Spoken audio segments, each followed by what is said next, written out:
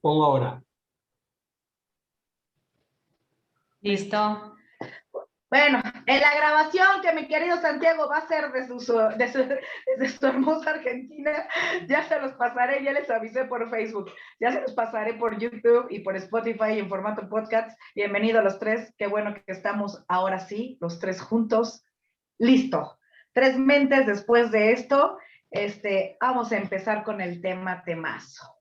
Le decía yo a Jacqueline y querido Santiago antes de que entraras en escena complicada, sí, híjole, yo estaba como novia de rancho, aquí en México decimos eso, estamos como novias de rancho, esas personas que están esperando ansiosos el día de su boda, sí, así estaba yo, porque este tema me puede como mover mucho, en muchos sentidos, y yo le decía a mi marido hace rato, híjole, calladita y aportativa, porque esto lo voy a disfrutar muchísimo. Por eso me di el lujo de tomarme hoy una rica cerveza, porque tengo muchas ganas de escucharlos. Bienvenidos, muchas gracias por este enlace. Gracias. Cuéntenme por qué la elección del título, por qué la elección del tema y qué vamos a hablar hoy. Les doy puerta abierta para que ustedes comiencen a abrir este programa. Muchas gracias, buenas noches. Bueno, acá psicomotricidad y psiquiatría, un súper dúo, y por qué, cómo nace. En primer lugar, vamos a comentar qué es la psicomotricidad, porque muchos no tienen idea de qué es la psicomotricidad. Acá en Argentina la psicomotricidad es una carrera de grado. ¿Y qué ve la psicomotricidad en sí? La psicomotricidad no solamente es movimiento, sino la cognición, la emoción, el gesto, la postura. El objetivo de la psicomotricidad es el cuerpo y sus manifestaciones. ¿Cómo nace mi amada y apasionada psicomotricidad? En 1905, ya en Francia, un psiquiatra, siempre nos llevan a los psiquiatras, volvemos a los psiquiatras, llamado Dupré, comenzó a ver qué pasaba en la relación entre movimiento y emoción. Dice, acá hay algo raro, acá se está gestando, ¿qué pasa? No es solamente lo biomecánico, hay una relación entre la emoción, la cognición, el cuerpo y su movimiento. Bueno, y ahí apareció la psicomotricidad, pasó por diversos psiquiatras, y ahí hacemos una diferencia. ¿Es lo mismo organismo que cuerpo? ¿Vos qué decís, Cristal? ¿Qué opinas? En mi lado muy singular de opinión, ¿sí? No creo que sea lo mismo, pero creo que sí están ligados, ¿sí? Creo que son como dos amantes que la gente no puede permitirse verlos juntos, pero se besan.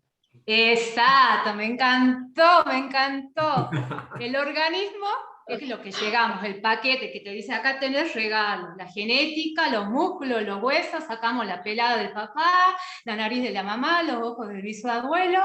Eso es organismo. ¿Qué es cuerpo? Cuerpo. ¿Cuándo se comienza a formar un cuerpo y por qué escogemos esto? Porque creemos que obviamente la relación entre psicomotricidad y psiquiatría van de la mano, porque es cuerpo, emoción. ¿Qué pasa? El cuerpo es algo en construcción. Nos tenemos que habitar y conocernos para a la vez darnos a conocer. ¿Cómo surge el cuerpo? El cuerpo surge en la relación con los otros. Sí o sí es algo que necesitamos un otro. El cuerpo depende de la cultura, el contexto.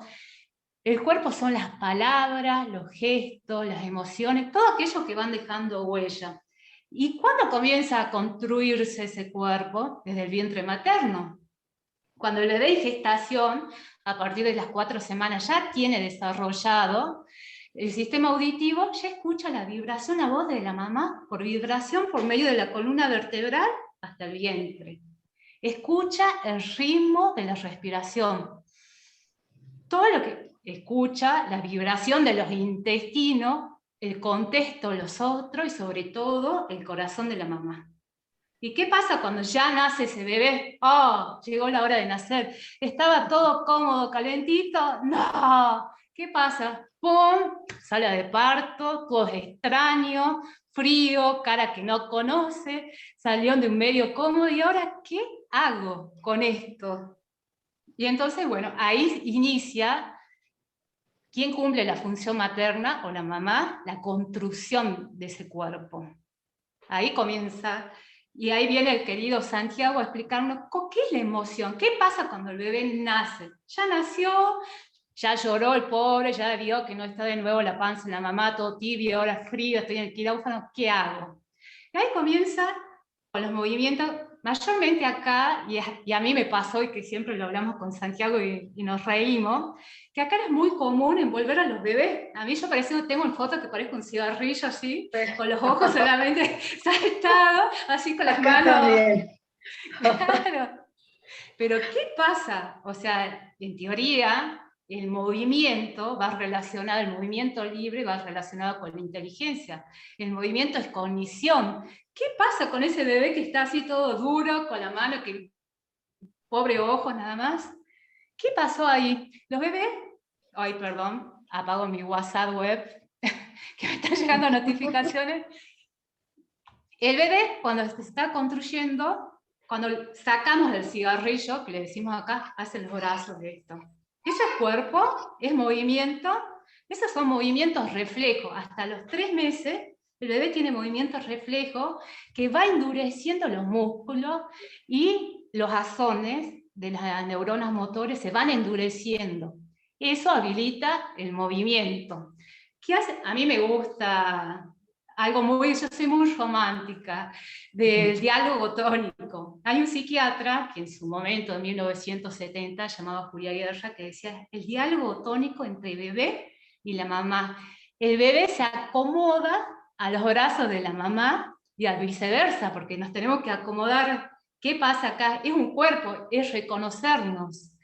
¿Qué pasa en ese? La psicomotricidad, como punto de partida, ve mucho qué es tono. La mayoría dirían, ¿qué es tono? El tono nosotros lo vemos como telón de fondo de las emociones. En el tono repercute todo lo que nos va pasando. Tono, desde el punto de vista fisiológico, es la construcción de los músculos estriados. O sea, acá estoy distendida, acá estoy. Pero ¿qué hace la mamá cuando lo ve a Pedrito Juancito duro así? Ay, no, por favor, Juan está hipertónico, ¿qué hago conmigo? No, ¿qué hace la mamá? Innatamente va, lo lleva a los brazos, y este movimiento de va y ven tiene que ver con la propiocepción y lo vestibular. Se está gestando la construcción del cuerpo. Y de ahí vamos a ver qué pasa cuando hay una alteración en lo vestibular y lo propioceptivo. Porque eso va a repercutir, obviamente, en un futuro, que ya lo veremos a los 3, 4 años, cuando ya hay rasgos, indicios que algo pasó, que hay un bache en ese momento. Lo propioceptivo y lo vestibular tiene que ver con el oído interno. ¿Qué tiene que ver con el equilibrio? El equilibrio, el tono, la postura. ¿Qué hace la mamá innatamente? ¿Por qué existe también, vieron, de los bebés, no sé el nombre, que vienen tipos hamaca y te va, ven, no sé, el nombre no lo sé. ¿Qué estamos viendo ahí? Estamos estimulando lo vestibular, que también tiene que ver con el freno inhibitorio. ¿Qué hace el bebé en ese va y viene? ¿Qué es lo propioceptivo? Lo propioceptivo es la información de los músculos y tendones. ¿Para qué nos va a servir lo propioceptivo? El tono y la postura, por ejemplo, en el acto gráfico. El niño, yo soy de la idea, por ejemplo, yo que trabajo con diversas patologías, de trabajar lo propioceptivo. Le doy información, por ejemplo, cuando agarra el lápiz, del movimiento que debe hacer. Le informo al cuerpo en qué momento y cómo están los músculos. ¿Qué pasa cuando eso, realmente cuando no hay un sentido de propioceptivo y vestibular, qué va a pasar? No tiene sentido, eso también nos orienta, la orientación espacial, no sabe orientarse en el espacio, no sabe parar, tiene miedo a caerse, al equilibrio, todo se va instaurando desde temprana edad. ¿Qué opina usted, Santiago? Lo veo muy serio. ¿Qué pasa por ahí? ¿Qué pasa que está muy serio? Estoy escuchando atentamente y de paso aprendiendo, porque hay muchas cosas desde algunos aspectos que, claro, escucho a una psicomotricista muy leída, entonces aprovecho yo también para aprender distintas cosas, ¿no? Y aparte, muy serio y con la concentrado. fama que le estás dando a los psiquiatras, querido, defiéndete. Bueno, claro, parece como que de repente en vez de equipo éramos contrincantes, pero Ajá. bueno, por suerte puedo hablar. Hablando de psiquiatra, yo digo, voy a hacer como complementar lo que claramente y con mucha claridad hizo un repaso la licenciada Pupi, en relación a lo que es el nacimiento, pero antes de eso, hablando de los psiquiatras, Freud, nuestro querido Freud, era neurólogo, después se hizo psiquiatra, ¿no? Por cuestiones de la carrera, y él en su momento estaba estudiando distintas cuestiones, específicamente del cerebro, con otro médico que era maestro de él, que era Charcot. Digo esto porque una de las primeras cosas que empezaron a ver era cómo podían encontrar en distintos pacientes, en esos momentos veían más en pacientes femeninos, pero no únicamente, que tenían, por ejemplo, cierta impotencia funcional, quiere decir que no podían mover un brazo, pero no se condecía según el examen neurológico, es decir, no había a la vista del examen físico ninguna alteración neurológica que explicara esa alteración. De ese modo se empezaron a preguntar, Freud especialmente, qué es lo que está pasando, que sin haber ninguna alteración en el sistema nervioso central hay una parálisis o una anestesia, ¿no? Entonces, digo, esto me parece que fue lo que empezó a abrir la concepción de que no solo ocurre todo lo que explica la fisiología, o por lo menos la fisiología clásica, que era entender las vías motoras, por ejemplo, las vías sensitivas, ¿no? Que había algo más. Lo emocional es también fisiológico. Seguramente dentro de algún tiempo podamos especificarlo tan claramente como hoy podemos especificar algunos procesos celulares, neuronales, ¿no? Pero en ese momento no, y ahora tampoco tanto, pero queda más claro a partir de esos estudios cuánto tiene que ver. Entonces, siguiendo un poco el derrotero que fue contando Pupi, pienso en esto. El bebé cuando está dentro del útero está dentro del líquido amniótico. Entonces, para pensar cuestiones que todos podemos entender, cuando el bebé está dentro del líquido amniótico, además de percibir distintos sonidos, vibraciones, entre ellos el corazón de la madre, está en un medio en el cual no respira por sus propios medios. Quiere decir que no está usando las vías respiratorias para usar justamente porque están llenas de líquido amniótico. El oxígeno, el aporte de oxígeno, lo obtiene a través del cordón umbilical. Entonces, al momento de nacer, suceden dos eventos que me parecen cabales para tener en cuenta como puntos de partida. Uno es el corte del cordón umbilical, que implica la suspensión del suministro de oxígeno, con lo cual hace que tenga que respirar por primera vez el bebé. Y por otro lado, cambia el medio en el cual está inmerso. En ese caso era líquido y ahora pasa a estar en aire, que también es un fluido, como el líquido, es más liviano, ¿no? Entonces, pienso o trato de pensar, y por haber estado en partos, ¿cómo habrá sido para los bebés ese momento en donde se interrumpe el suministro de oxígeno que viene por el cordón umbilical y el bebé no puede o registra que está faltando oxígeno, al mismo tiempo que los pulmones todavía están parcialmente colapsados y las vías respiratorias están con líquido amniótico? ¿Cómo debe ser para todos nosotros, cómo debe haber sido ese momento en donde todavía no podíamos incorporar el aire para hacer nuestra propia respiración? Imagínense, o nosotros podemos pensarlo, cuando por alguna razón estamos en un lugar donde hay poco aire, porque hay acumulación de gente, un ascensor, lo que fuese, hace mucho calor, un subte, y nos cuesta respirar un poco, genera un poco de angustia, ¿no? Que es una angustia que va del orden de lo fisiológico, porque el cuerpo empieza a reaccionar de una forma que nosotros percibimos, nos ponemos mal, nos angustiamos, esa angustia está indicando que el cuerpo está pidiendo, busca otra manera, busca aire, hace algo para poder respirar. Entonces, esto nosotros de grandes, si estamos en un subterráneo, que se cortó la luz o en un ascensor, etc., podemos entender, bueno, qué situación ya va a pasar, esto se va a modificar en algún momento. Cuando el bebé nace, o nacemos, no creo que tenga esa tranquilidad. Entonces pienso que eso es uno de los primeros momentos de ansiedad, ¿no? Y me interesa este punto en particular para ligar que la respiración es un acto motor. Para respirar hay que hacer un esfuerzo, hay que hacer movimientos, por más que el diafragma tenga función autonómica, quiere decir que funciona por sí mismo, hay que hacer una función, especialmente porque están colapsados los pulmones y las vías están ocupadas por líquido. Además de ese contacto que muchas veces se hace, las palmaditas en la espalda, para facilitar esto. Esto me parece fundamental para poder entender de qué manera el intercambio de oxígeno, de qué manera el nacimiento, el cambio de medio del líquido amniótico al aire, la sensación de ahogo, genera una emoción en relación al aire, a la respiración, digo.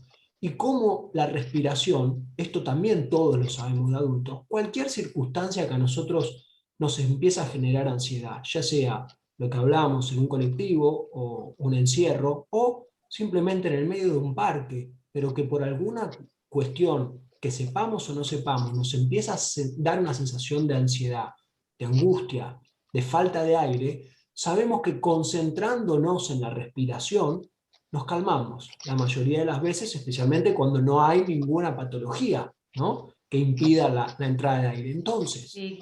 uno puede pensar, ¿por qué tener que concentrarse en la respiración si es justamente algo que funciona autonómicamente?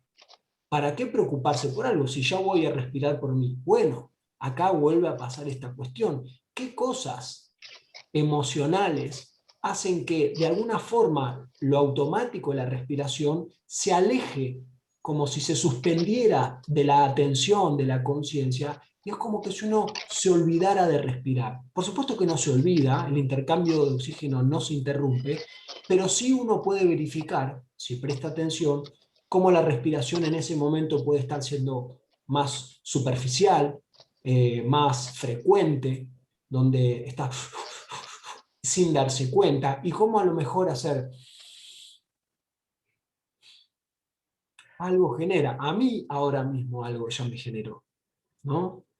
En donde podemos verificar que entonces poner atención en algo que sucede automático nos conecta con lo que es fisiológico automático, con la emoción, a través de nuestra voluntad, de frenarnos a respirar. No los Y estoy por mandando. ejemplo, pensemos en el bebé, que está pobre, ya lo hicimos nacer, ya tiene 2 meses, ahí está pobre, todo envuelto en el cigarrillo. Ahora pensemos, ¿qué pasa con la mamá?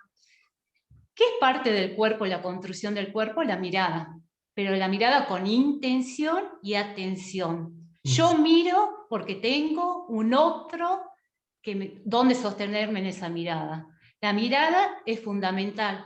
Yo siempre me acuerdo que el año pasado mientras hacía la anamnesis de un paciente, la mamá me dice, la anamnesis, la entrevista inicial, y la mamá me dice, por primera vez a los 8 meses lo miré a mi hijo. Y es como que me hizo clic, eso, lo miré por primera vez a los 8 meses. Qué importante es que esa mirada construye ese cuerpo, que traspase la mirada con afecto. Por algo los bebés cuando tienen 2 meses, 3 meses, ven esto, la T. Y la naturaleza es tan sabia que solamente se focaliza en el ver el rostro de la madre.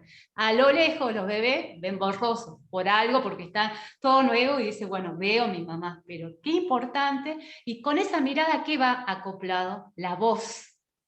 La voz también, pero no solamente ahí. Diría que ahí ya tenemos los indicios del lenguaje que va a construir ese cuerpo. Antes, El bebé... Jackie, antes, digo, perdón, me gustaría, antes de que sea lo de la voz, porque lo de la mirada es tan rico, lo que decís es tan importante, que, digo, para no adelantar, así como esquemáticamente lo hacemos en etapa, esto no sucede, ¿no? Paso por paso, así. La mirada, sin que todavía intervenga la palabra necesariamente, qué importante que es en este sentido, y que esto tiene que ver con lo que propusimos como construcción del cuerpo. ¿Cómo se construye? El cuerpo, no, digamos, ya se construye naturalmente, por supuesto que es una metáfora.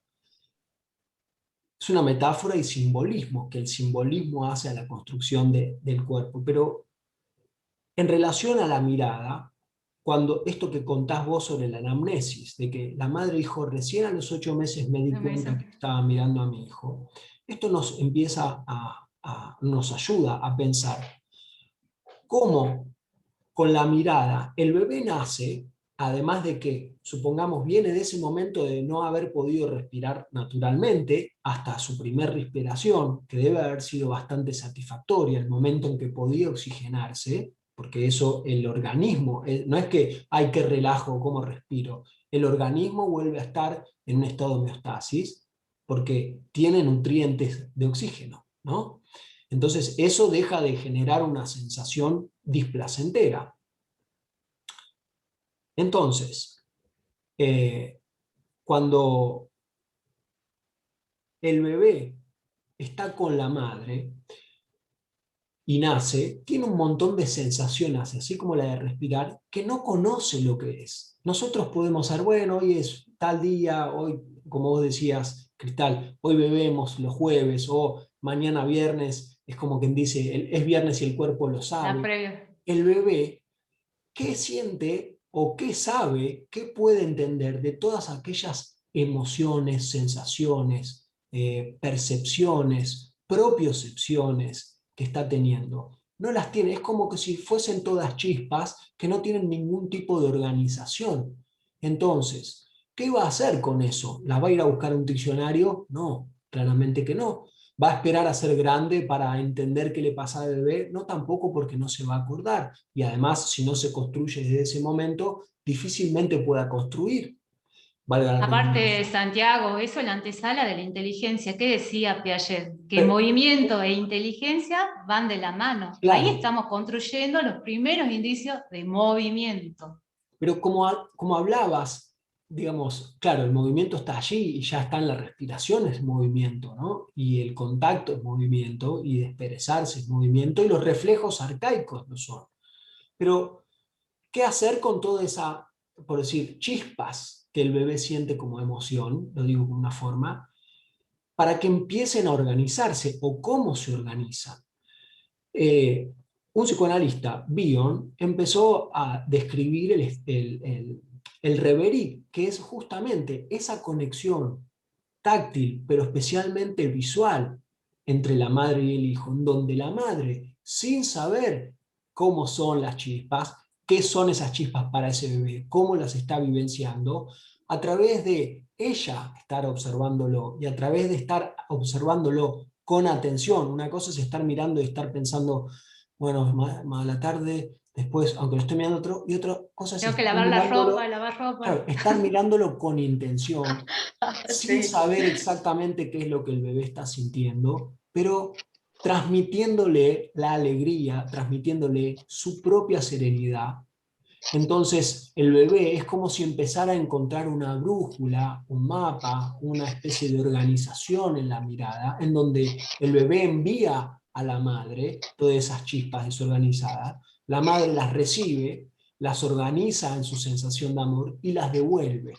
Entonces, a partir de allí es que se establece ese primer contacto visual, que empieza a ser una referencia, y que, si nos ponemos a pensar, es referencia para toda la vida, no solo para con la madre, sino para lo que es mirar a los ojos. Como adultos podemos Y los verificar. vínculos, Santiago, podrías decir también, es establecer vínculo con los otros. A eso Establezco voy, el primer vínculo a con mi eso voy. mamá. Claro, claro, claro, claro, a eso voy. Digo, los vínculos que se establecen o no se pueden establecer también porque falta la mirada, o porque la mirada no se puede establecer porque hay inquietud, porque hay nervios, porque hay distracción, porque hay vergüenza, porque hay sensaciones difíciles de tolerar. Yo recuerdo una persona una vez que me dijo, a veces mi hijo me mira y yo tengo que mirar para abajo, y sin juzgarlo, ¿no? Pero como para mostrar cómo a veces esa mirada puede generar algo que es todo lo contrario de te miro con intención, sin entender, sin hablar, y trato de ayudarte a construir eso.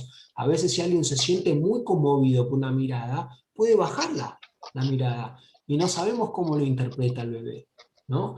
Y esto lo vemos en la vida adulta, cuántas veces nos cuesta. Ahora yo estoy mirando a la cámara y esto es un efecto, pero si nos estuviésemos mirando, nosotros cada uno de los que está escuchando esto puede verificar con sus charlas o con quien esté, con sus parejas, sus hijos, si puede mirarse a los ojos felizmente, tranquilamente, con ansiedad, o si le genera ansiedad, registrar que es ansiedad y a lo mejor retira la mirada, pero después la vuelve.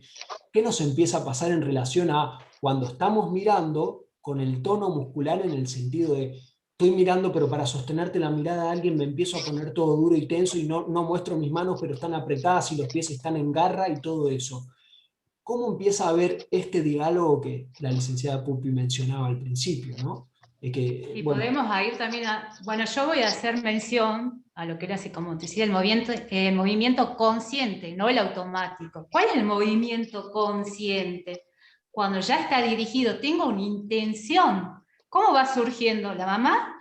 Y la función materna es el punto de partida de ese movimiento. O sea, vieron que a veces los bebés a los 4 meses quiere tomar algo, el juguete, y hace pa, hasta que lo agarra, hasta lo toma. Ahí estamos viendo también cómo se va desarrollando las conexiones neuronales, son como cruces. A través del movimiento, esas cruces se van uniendo, van haciendo clac, clac, clac, magia.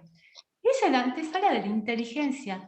Acá, no sé, Cristal, también es muy común, las madres llevan en la espalda el aguayo al bebé. Están acá hasta a veces 3, 4 años, están en la espalda de la mamá. Y a veces le vamos a hacer los screenings bajísimos. No tuvieron movimiento, no se desarrolló la inteligencia. Volvemos a la palabra y a la escucha. Ahora está de moda mucho las neurociencias. A veces hay estudios y están probados que al bebé lo miras de frente, el movimiento de la boca, o le haces esto y lo hace. A los 3 días lo hace. ¿Qué importancia es de mirar? Y también, ¿qué puede surgir ahí? La inhibición. ¿Qué es inhibición? Es parar el movimiento. ¿La inhibición es buena o mala? ¿Hasta dónde? Tiene que haber un equilibrio. ¿En qué nos beneficia la inhibición? Por ejemplo, en la escritura tiene que haber una inhibición, porque si no escribimos tac, tac, tac, es con un ritmo. Tengo que saber parar para escribir. Por ejemplo, en la postura, en el tono, hasta para bailar. Esto no puede ser, tengo que tener inhibición, moverme al ritmo para leer, porque si no leeríamos en un lenguaje neutro, tengo que abrir. Pero ¿cuándo surge el desfasaje en esa inhibición? ¿En qué sentido? Por ejemplo, a veces vemos a los 5 o 6 años la construcción del cuerpo de ese niño. Son los niños que están quietos, ordenados, que no saben pedir, que no quieren sobresalir en clase, en la envoltura corporal, lo que es la psicomotricidad. No le gusta que lo toquen, le cuesta abrazar, las emociones, le cuesta expresar las emociones, lo gestual, hay ausencia de gestos. Es como los niños que quieren pasar desapercibidos. A veces también es muy común escuchar de la maestra decir, es tan bueno que no necesito mirarlo. Volvemos de nuevo a la mirada. Qué importancia y qué relevante, y que no mucho lo hacemos, que es mirar. Y yo me acuerdo, Cristal, que creo que yo reposté un post tuyo sobre esperar los tiempos del desarrollo. Antes no significa mejor. ¿Por qué tenemos la manía de que a los 2 años quiero que lea, a los 3 años ya quiero que escriba, que sea? No, todo lleva su tiempo y un porqué. Por ejemplo, quería decir algo. sí, solamente que me avisa el Zoom, me quedan 10 minutos de conversación Bien. porque tengo eso. Pero, digo, podés seguir charlando o no sé, Cristal, La cómo... reactivas, la vuelves a... Si queda, porque queda mucho tema, se puede, yo los escucho y estoy metiendo la licuadora cerebral, ¿no? Porque, claro, justamente porque lo escucho los dos y les juro que esta vez, yo soy perica, hablo, pero esta vez sí quería escuchar, porque yo le comentaba a Jacquelina que yo tengo 3 bebés, Santiago, gemelos de 1 año y uno de 2 años. Los 2 gemelos tienen problemas congénitos, ¿sí? Nada con gravedad ahorita, pero al principio, de hecho, por eso nació psicomorfosis, ¿no? Era tanta mi depresión, era tanta la preocupación que yo tenía que crear. Yo soy creativa y dije, tengo que crear, tengo que fugar. Para no irme al hoyo, ¿no? Con 2 bebés, un bebé de 1 año y todo los escucho y yo lo veo desde la parte clínica, pero hoy no quiero ser clínica. En psicomorfosis no lo soy. Soy una psicóloga mortal que escucha y aprende. Mi punto de vista es desde el punto de vista como madre, ¿sí? Y toda esta licuadora de 2 conocimientos y de 2 vertientes le dan sentido a muchas de las cosas que muchas personas sí lo pasan, lo estamos pasando y lo estamos viviendo, y efectivamente todo esto se forma evidencia. ¿Sí? Yo te puedo decir que lo que dices, Jacqueline, es totalmente correcto, lo que dices, Santiago, es que es totalmente correcto, ¿sí? Aparte, si tuvimos, por ejemplo, el embarazo fue sumamente problemático y estuve como 1 semana internada con inyecciones para que los pulmones maduraran, los sacaron de la manera más brutal a los bebés y así de, venga, y en plena pandemia nacieron. Entonces, nacieron muy bajos de peso y lo único que tenía que hacer yo era hacer que sobrevivieran en mi regazo, mirarlos todo el tiempo y decirles a cada momento, mami quiere que vivas, mami te ama, y mis hijos ni siquiera tenían la voluntad, ni el movimiento, ni la fuerza para alimentarse, porque no tenían la fuerza motora, ¿no? Entonces, todo esto es sumamente importante. ¿Por qué quise hacer este programa con mucha ilusión? Porque la mayoría de la población latinoamericana, queridos, esta es la realidad, no tenemos al alcance, y no porque no exista en Internet, sino porque no tenemos la cultura de la información y no tenemos gente que nos acerque a esto. Y esto es sumamente importante para las vinculaciones sanas en el futuro. Porque uno dirá, no pasa nada, son bebés. No, sí pasa mucho. Sí, porque en ese puente donde tú simulabas, mi querido Santiago, que estamos y que sentimos claustrofobia, tú ahorita decías la simulación de la respiración. Claro, yo por eso me chingo, así dijimos en México, yo por eso me chingo un cigarro antes de cada programa y por eso en la noche tengo que fumar, pero no fumo porque me guste el humo, sino porque el nivel de respiración que llego y lo logro hace que todo calme, que todo baje, que todo se estabilice. Y si nos vamos atrás, desde gestación y todo este rollo, ¿sí? Te puedo decir que yo sé mi historia, porque pues, siendo psicóloga uno investiga y uno es choncho, y aparte le gusta como lo psicodramático, ¿sí? Entonces yo digo, pues nací con meconio, ¿no? Y con sufrimiento fetal, y puedo entender por qué para mí el dar la bocanada, que yo le digo la eyaculación de la bocanada, esas veces que respiras y sientes tanto placer porque dices, carajo, estoy existiendo y estoy vivo, no me estoy muriendo en este mar de estrés y de ansiedad, puede tener tanto sentido con lo que dices, mi querido psiquiatra, y con lo que me dices, mi querida Jacquelina. Y entonces ahí cuando la licuadora de Cristal Muñoz dice, pues correcto, gente, escuchen porque tiene que ver con lo que transmites, con lo que das y con lo que te dieron. Y todos estos 2 conjuntos de parámetros nos dan una vertiente buenísima, que es cómo vivimos, cómo existimos y cómo coexistimos con los demás. Sí, excelente resumen. Me agradezco que lo hayas contado así, tu propia experiencia hace más rico la cuestión, y la síntesis que haces es fenomenal. Y me parece que esto que decías de la cultura de la información, cuán importante es, si bien las cuestiones de las técnicas de respiración y cómo la respiración serena tiene más de 3000 años, ¿no?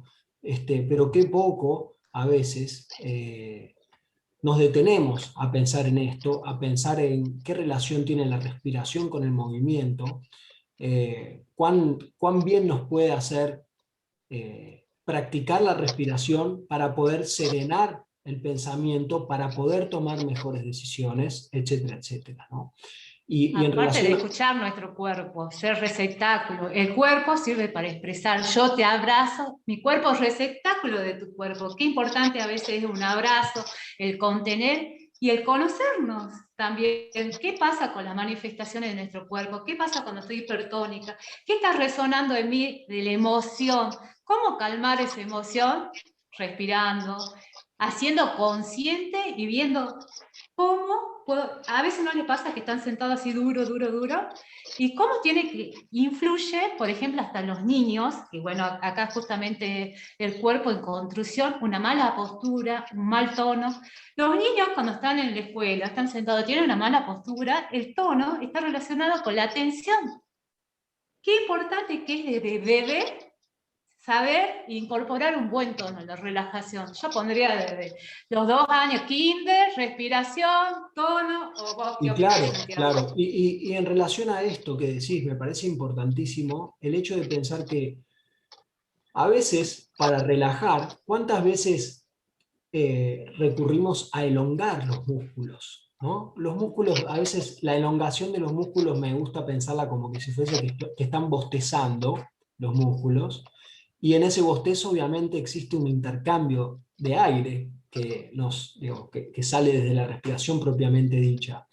Y cómo eh, la elongación en sí produce un registro propio del cuerpo, que a veces uno hasta puede decir, elongué un músculo que ni siquiera me di cuenta que tenía o creía que no tenía.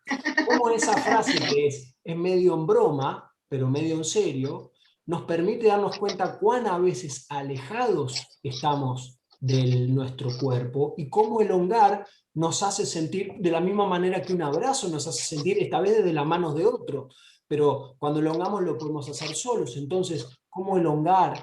Y junto con la elongación, la respiración. Y si uno puede hacer además elongación y respiración guiada, porque ya guiada es con un otro, ¿cuánto de esto cambia? ¿Y con cuán poco?